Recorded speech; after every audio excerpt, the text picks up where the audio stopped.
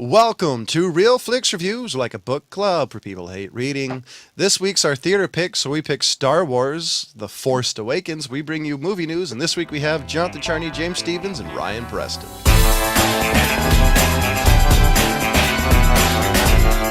The Force Awakens. Yeah, close enough. Okay. I want to... Credit for trying. I'm going to end up starting the show with a little bit of a dour news. One of the hosts and a family member of Real Flix Reviews has passed away, Jeff Michaels. Yeah. And so this week's pick is going to be a movie that he's been begging me to watch for quite a while. So we want to, just say goodbye to a longtime friend and, another person who talks during movies and pisses everybody off. But always has really good questions about it. Yeah, yeah. No, they're pretty good questions. Usually you get, hey, shut. That's like, shit, he's got a point. Exactly. Kind of guy that'll ruin the movie from the back row. Just like, wait a second, it was in the thing. You're like, shit, he's right. That's our friend. So I'm going to read what Star Wars Force Awakened. The Force Awakens. Close enough. The Force Awakens. 3 decades after the defeat of the Galactic Empire, a new threat arises. The First Order attempts to rule the galaxy, and only a ragtag group of heroes can stop them, along with the help of the Resistance. The Resistance? The Resistance. The Resistance. You basically got the Galactic Empire and the Rebel Rebels. Force. Yeah, Or the Rebel Alliance, rather. I love that. I actually kind of like the twist on the robot, the BB-8. That kind of gyroscopic type thing that he had going on. I heard that was a practical effect. That wasn't CGI. CGI. Well, I'll tell you this. I know a guy who's got the little toy that works exactly the same way. No, nice. I want to know how it works, because that was probably the most impressive thing was that little droid. I still look like it would be a pain in the ass going sand. I like that though. Yeah, right. Yeah, for sure. I think it's just a magnet. You know what I mean? On like a little gyro ball thing. Yeah. Wait, hold on, ladies and gentlemen. I think generally I don't do this but because this is Star Wars, I'll give you a warning. We're gonna spoil the living crap out of this movie. Oh, so yeah, for sure. If you don't want, seen the movie, please turn this off right now. Exactly. Well, I mean, I think they'll be okay with knowing that James Earl Jones wasn't the guy in the costume. Just putting that out there, Oh, guys. and the other thing, something in this movie was extremely predictable. I'll tell you what later. Okay. But I was actually getting into it. I don't know. I kind of like the opening scene. I love seeing kind of the wreckage of all the battles. Yeah, that was kind of cool. That definitely, I thought, set the pace and the tone for this movie. And this movie was slow. This wasn't the typical like sci-fi movie that's been out the last couple of years. Solid, fast pace. This was a slow burn. You know what?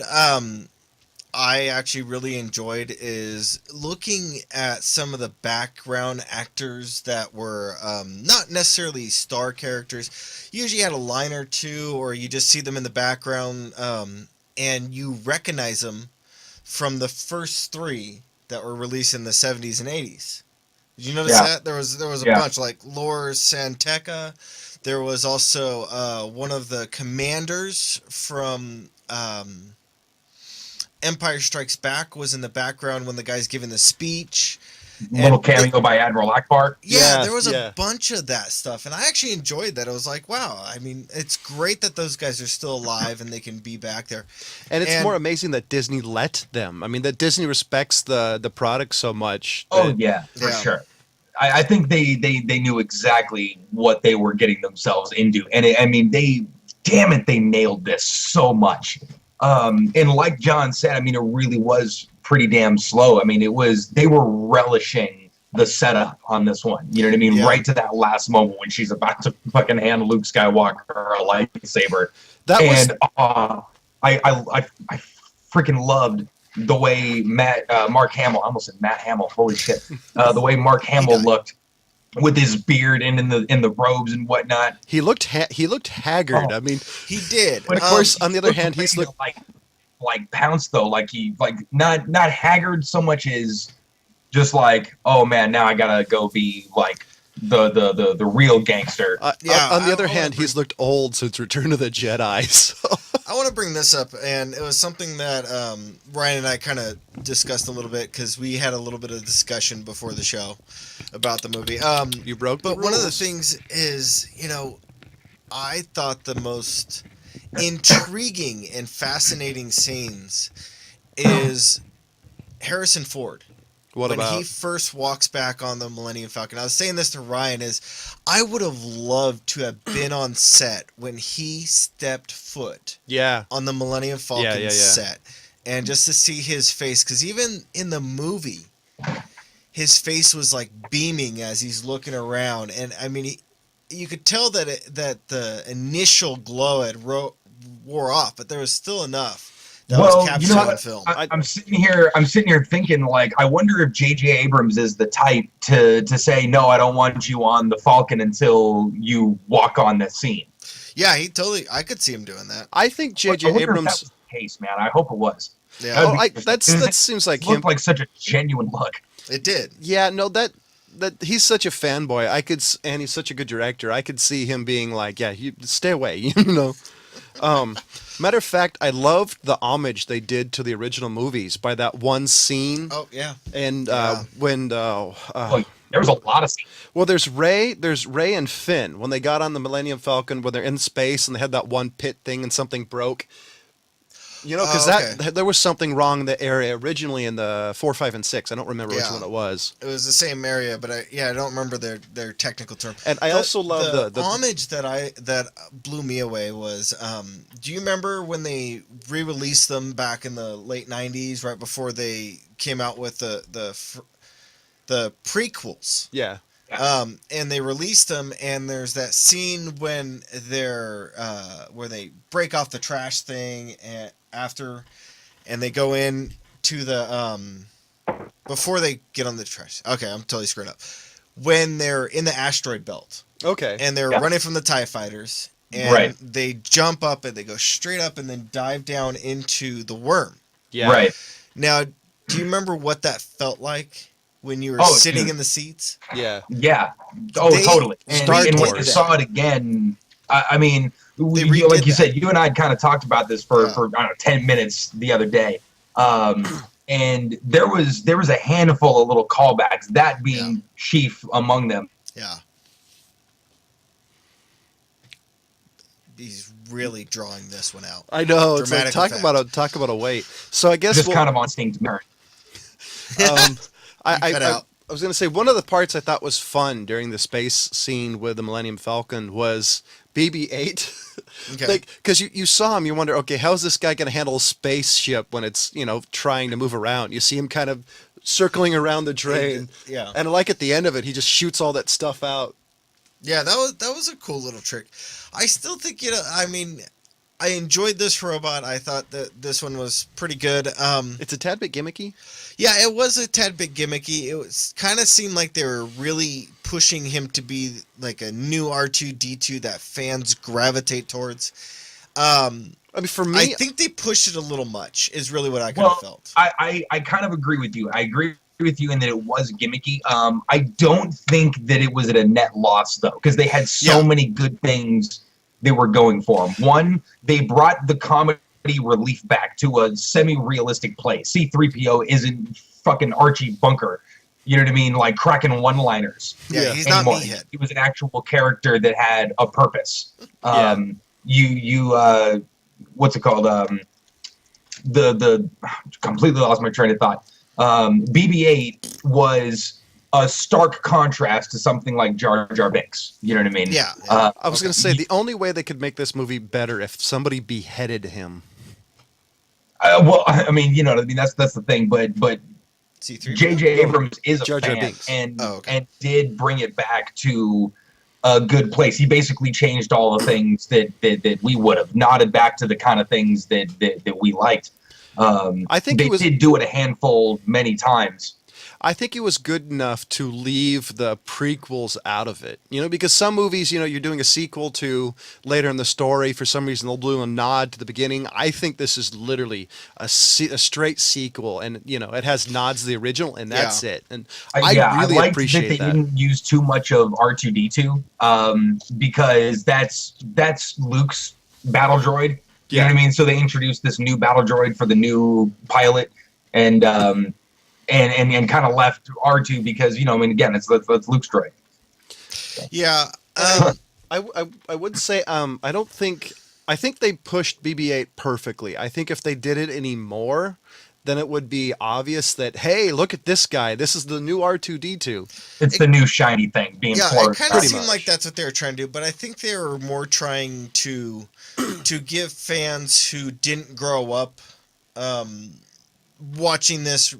They only saw it maybe a couple times when their parents are like, hey, you haven't seen this yet. So I think it's forcing their 6-year-old to watch Star Wars, right? Yeah. So that's what I'm kind of saying is like, this is something where I think the younger crowd, preteen and younger, will go for BB-8 over R2D2, and I think that's kind of where they're going with it. Right. See what I'm saying? And it was also I enjoyed the pilot that they had. Hold on, let me pull up his name. You mean not Finn, the other guy, right? Not Finn. Is it Poe? Yeah, Poe. There he is, Oscar Isaac. I actually enjoyed his character. I thought it was really good. Yeah. And I didn't really feel like he was, because I think what they could possibly push with him was like he is like a new Han Solo. I didn't think that's what it was. I enjoyed his character, and they did a really fantastic scene where they kind of did the Avengers 360 battlefield thing. Yeah, where you had the Finn fighting the ground troops, and you also had Poe doing this simultaneously, fighting the TIE fighters. And I thought the way they did that scene that was really well done. Really, really well done. The other thing it was visually freaking awesome, even for the small amount of action scenes that they had. But what made it so good was, and this is what I kind of called from the beginning, not like it was a big stretch, but Abrams likes to build things. He likes things to be tactile, Yeah. And that would always be sets. a lure to me of the original Star Wars movies was it looked so authentic, because that building exists, that bar existed. Yeah, the scenes, the sets in this were amazing.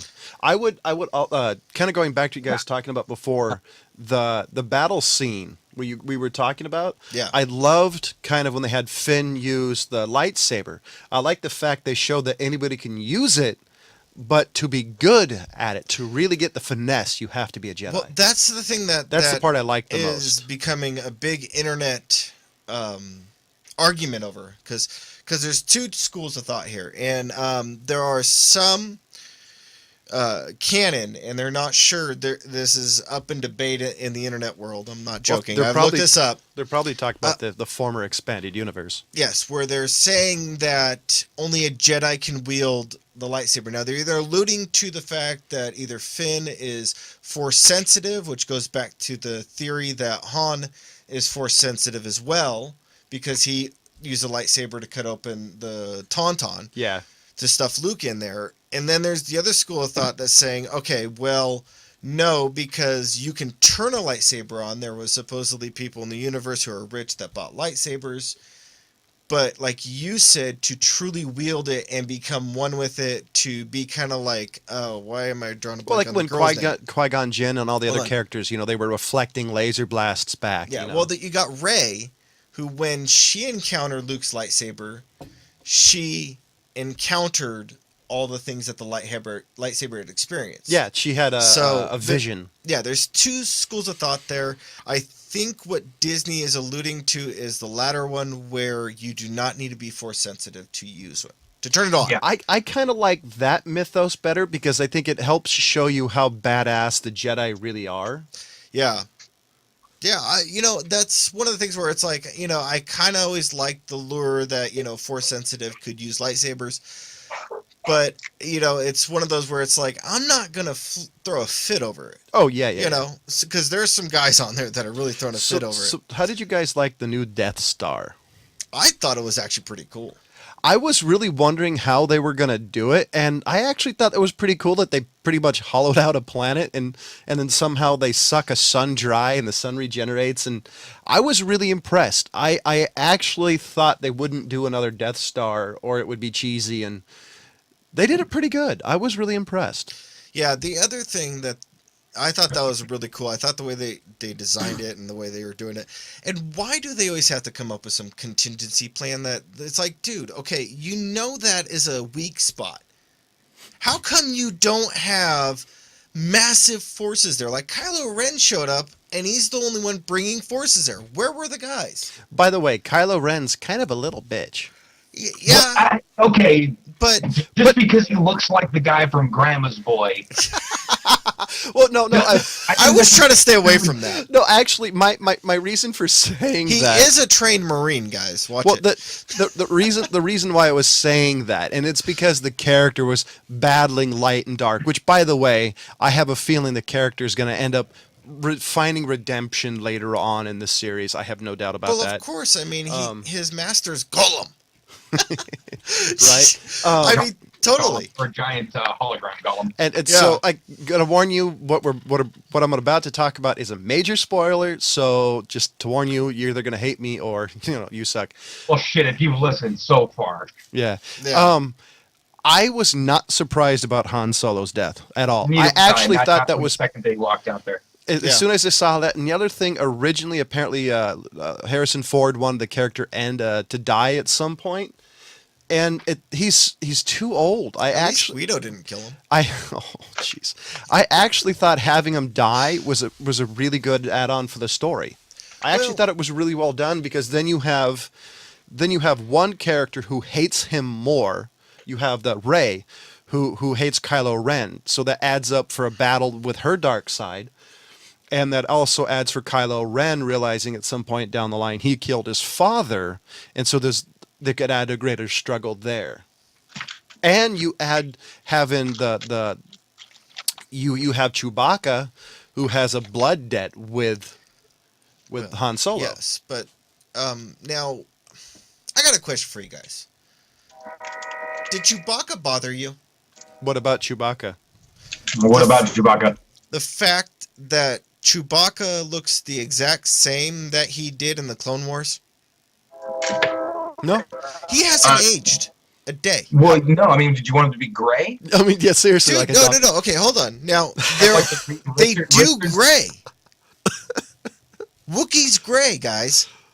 Well, I mean... And the reason why I know this, hold on. The reason why I know this is because this is part of the Christmas special. Oh, shit. I don't believe you're even mentioning that. At this point, does that even count? I mean, come on. I don't know. George Lucas removed his name from it. Oh, and guys, shocking. George Lucas didn't have anything to do with this film. Shut up. So the one thing that I was surprised at, because the original Star Wars 4, 5, and 6 is kind of full of archetype characters. Can you say Awakens? No, I can't. Okay. I can barely say what I'm trying to say. Just saying. And everybody's kind of a stereotypical character. And this one, not so much. I mean, you had the main bad guy, what's his name? Kylo Ren? No, the other bad guy. Soul? Was that his name? The guy who said, fire the weapon or whatever. Oh, no. I thought you were talking about the actual, Sith Lord. Well, I don't know if I don't think you saw enough of him to call him a typical character. I mean, he was enough. I don't know. I just don't think enough. I think there's starting to be... I think there's starting to be shades of gray in the characters, which I think will also help the series a little. I think they've kind of established sort of the new normal. You know what I mean? The new archetypes. Your main characters, your main protagonists could be women and black people, and not to mention have kind of an off type sort of bad guy, not this big brooding character, sort of this spindly dude who looks pretty tall, but and is kind of conflicted in kind of that emo sort of way, but is still really incredibly powerful when you stop the friggin' blaster bolt in midair. By the way, I love the fact that you just called Kylo Ren emo. That's he awesome. He does kind of look emo. No, he now, is. I don't see the resemblance he is, in him. But it makes it funny that the fact that, Darth Vader's grandson is emo. I just I mean, somehow it that makes me laugh. kind of is. You know what I mean? You got your Well, so father's is sort Anakin. of legacy and whatnot, and then here's this kid just trying to find his own way, and then stumbles across that his grandfather was the thing. Probably went searching for that helmet for a bunch of years. Surprised that he found it intact though, because didn't he die with it off? It In wasn't separate completely pieces. intact, but it was left on the Death Star. Yeah. But no, because they actually had it in They the did- fire. Was it when they burned him? Yeah, it was I in don't there when they remember. burned him. So I'm Oh, that's right. It was with him when they burned him. So I'm definitely looking forward to seeing the loose ends they left, like how that one lady find Luke's original Right. lightsaber. I hope to see a lot from her character. She was friggin' Yeah, awesome. I thought she was really cool. Yeah, I agree. Like the one I want to see tied up is the how they found the wanna tie lightsaber, them up? how they found his Darth Vader's helmet. I don't think they're going to tell you how they found Darth Vader's helmet. I don't see that coming I up. could see in a moment of emo-ness, I could see what's his name actually saying what I went through to find him. I could see that. That would add to the story about his struggle. I mean, I don't know. I mean, it depends. I'm sure they got a lot to add to his struggle, but yeah, I mean, like I said before, they really took their time and enjoyed the setup of what's going to be coming next. Oh Yeah. yeah, definitely. So I'm anything else that really. I had something, but I don't remember what it was. There's some scene that I really wanted to mention, but I can't think of it. Oh, I love the bread scene. That was a Yeah, little. seriously. That was a little touch that I was like, oh, that's awesome. Yeah, it was- that. Oh, that's what I was saying. Chemistry. The sets. I mean, we talked about it before, but the sets have a very tactile scene. It's not like not like J.J. Abrams' Star Trek where everything looked better than Next Generation. Everything had the hard button feel. It looked literally like it just continued from the 80s when the other one, the Return of the Jedi, was made. That was the thing I respected the most. They didn't improve it. They kept with the look. Yeah, totally. I really want to give him a round of applause for not doing what a lot of movie people do and just making the technology grand like they did with the prequels. The only thing that I saw that was a really big difference were the X-Wings. And the only big difference on the X-Wings was the engines and how they were attached to the wings and how they separated and stuff. I thought that was a good little touch. Yeah. I don't know if people really noticed that, but I did. I thought it was a good touch. I think I do like the little bit of evolution of technology because it's been 30 years, so technology should have shifted a little. So I definitely... Also, but it is still a guerrilla war that they're fighting. Oh, yeah. That's actually what I was going to mention. Did you guys also kind of find it interesting that the only trooper that could really hit his target was the one that left? No. Did you notice that? That he was Yeah. actually hitting his target pretty good. And I liked the... why can't I think of the name of it? But the weapon that the guy had, the other stormtrooper that was almost like a baton, But by the way, nightstick. it But there's also another name I reminded can't me think of one of the weapons from one of the Halos. Those monkey guys would carry. Oh yeah, okay, yeah. And I thought that was one of the things that pointed out to me that anybody can use a lightsaber, but only a Jedi would have been good enough to stop that stormtrooper. Yeah, but the thing, there was a lot of good detail in the film that I thought was pretty cool. The difference in the lightsaber blades, like Kylo Ren's versus Luke's design. Actually, no, that wasn't Luke's design, but Darth Vader. That was Darth Vader's and Anakin's- Luke's. Anakin's design, whatever. But the difference in how the blade structures were, I was talking to Ryan about this, and I was kind of explaining how the actual components would do that. I thought that was really cool. I would also say that Darth Vader's and Kylo Ren's, I think the difference is Darth Vader's is during the height. It's like refined Jedi technology versus Kylo Ren's.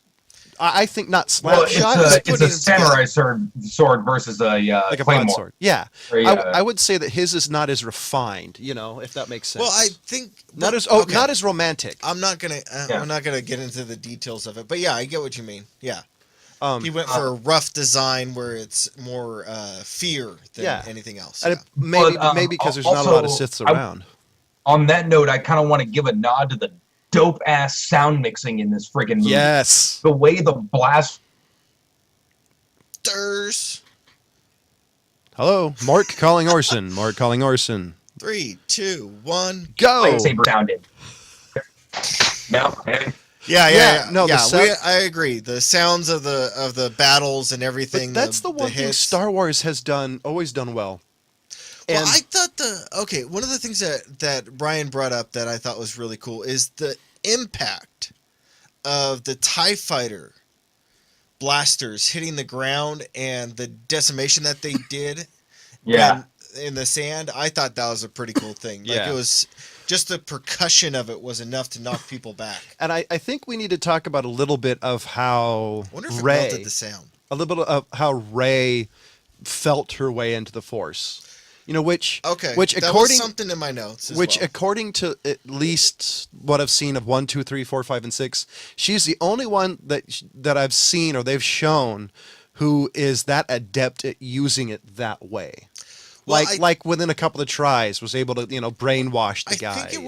I think what it really came down to is the fact that she really didn't have anybody affecting her mind. Like, her parents weren't around. She was isolated, so she got to understand herself better. And then she gets awakened, like natural like instinct. the actual film, like Awakens. Oh, so when it awakens in her, that she is more open to allowing it to affect her and be led by it. Does that make sense? Yeah, she's a lot more natural. She doesn't have Luke Skywalker's "I'm a good guy, I'm a bad guy." Because there's all the people that are on the internet like, oh, how can she, an untrained Force sensitive, because she's not a Jedi, she's just Force sensitive at this time, fight against somebody who's trained and killed all these Jedis, and even Luke ran from him. Type thing, and it's like, no, because she's allowing the Force to move through her. Like when Obi-Wan put the blaster shield on his and was like, feel the attack. See, but Luke, the other thing I'd say is the way they put it, they made it sound is Luke didn't run from him. Luke ran from himself, like because of the shame of not knowing. Exactly, that's kind of the way I took it. It was more like Luke not wanting to finish business. If it makes sense. Well, yeah, that's the way I took it was, he just couldn't take, something like that happening and just was like, all right, well, I'm just going to go now. Yeah. And I want to talk. But as far as her sort of Force awakening, if you will. Awakens. Awakening. It's not a Robin Williams movie. I understand the subtitle of the movie. I'm referencing her Force awakening. Anyway, with that, it's Luke didn't have a whole shit ton of time with Obi-Wan Kenobi before he died. Very true. They were on their way to do shit. He had a little bit of time with them on the Falcon, maybe a little bit of time in between. He was kind of giving them some pointers. Luke basically was aware of the Force, got a little bit of training with the blast shield down and the little practice droid. And then beyond that, saw him do the little Force move with the hand. He only mind blown. Back. Wrong. Wrong. It was a lot. Point is, Luke figured out a lot of shit on his own before to come out again. Yeah, you get out again. But we got the gist of what you meant. Yeah. And I want to talk about a little bit because he figured out a lot of stuff on his own. You know what I mean? And we're going to skip movie news just because this is Star Wars after all. If we have time, we'll talk about it. I do want to talk about a little bit of the next couple of movies because I think they're going to do a trilogy because Star Wars apparently is about trilogies. What do you think? I think four. A quadrilogy, just like Aliens. So what do you think's going to happen? Any major points, small points? Well, I think what they're really going to do is, with Luke and Rey, they're going to kind of do. Because I think it's going to be. What was the planet that Yoda was on? Dagobah? Dagobah, yes. They're going to do the Dagobah scenes with Luke and Rey type thing. In the first temple. Yeah, I have a feeling it's going to be like the first Highlander when him and Sean Connery were, doing the immortal thing. The area is green and around the sea does not mean it's Highlander, okay? You know what I mean. Anyways, so I think they're going to be doing the Dagobah thing. I think as far as Finn goes, is that he's going to kind of fall under the wing of Chewie. I don't think he's going to go for Poe. Do you think he's going to I want to see more Chewie. Do you think he's going to battle his Age. programming? Because that's the one thing they talked about a little bit. You know, I was kind of hinting at this with Ryan a little bit. When you see them killing the town, and all of a sudden he kind of becomes conscious and aware of what's going on, and he's like, okay, I don't like this. You see Kylo Ren kind of like snap over at him and like type thing. So I don't know if they're going to have him kind of have a little bit of force sensitivity. I think that may come into play. But I want to see more Kylo Ren might have just noticed the non-conformity of the event. Yeah, that's the other thing that it could be. Or he's sensitive enough to people, like he's used to the stormtroopers' kind of blind obedience, that maybe he sensed something. Yeah, I was thinking that could be it too. Because I think it'd be nice if they didn't make him struggle, like struggle with his programming more of he wants to do better, like, you know what I mean? Like, I get what you mean. Yeah. And then I think that what we're going to see more of, is we're going to see more interaction between Supreme Leaders Snoke and Kylo Ren. I think that's going to be a big one. I kind of have a feeling this is going to be like, not so much Empire Strikes Back exactly, but it's going to be, you're going to get introduced to what's going on with the Sith more. That would be well, cool. Let me tell you this. Shit's going to get worse before it gets any better. Yep. That's the way these things roll, and I can't freaking wait for the, so to speak, Empire Strikes Back of this next trilogy. Do you think C-3PO is going to be dismantled again? No, I think he's going to keep the red arm, and I kind of dig it. I just want another Jabba. I mean, it's a strong arm. I'd be happy if a Hutt showed up somewhere. Well, I think they're going to have those excellent side characters. I think they already friggin' nailed it. With a hammer. Name. Help me out here, guys. Anyway. Yeah, we were kind of covering you a little bit.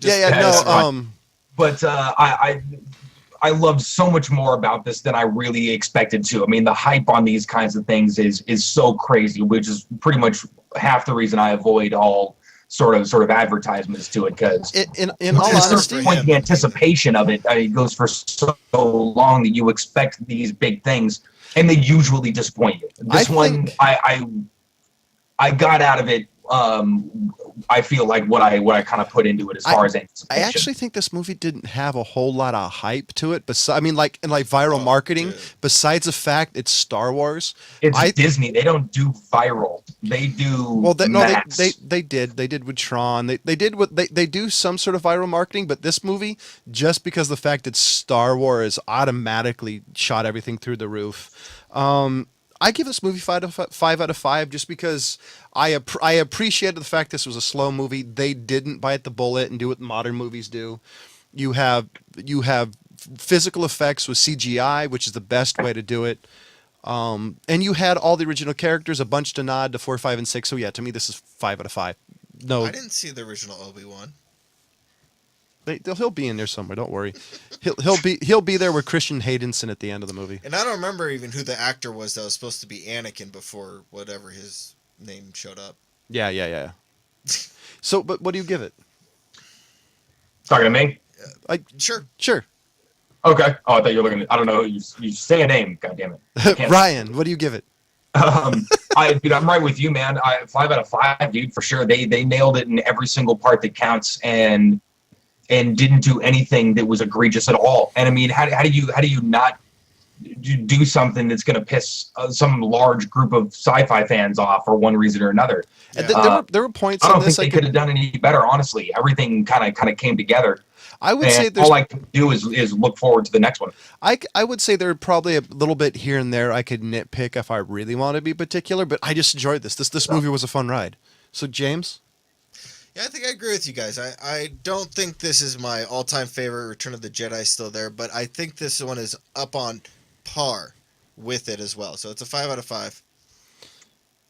Yeah, Abrams is playing the long game with this one. Yeah, and I was impressed. I think he did a fantastic job. I honestly don't think Lucas could have done any better.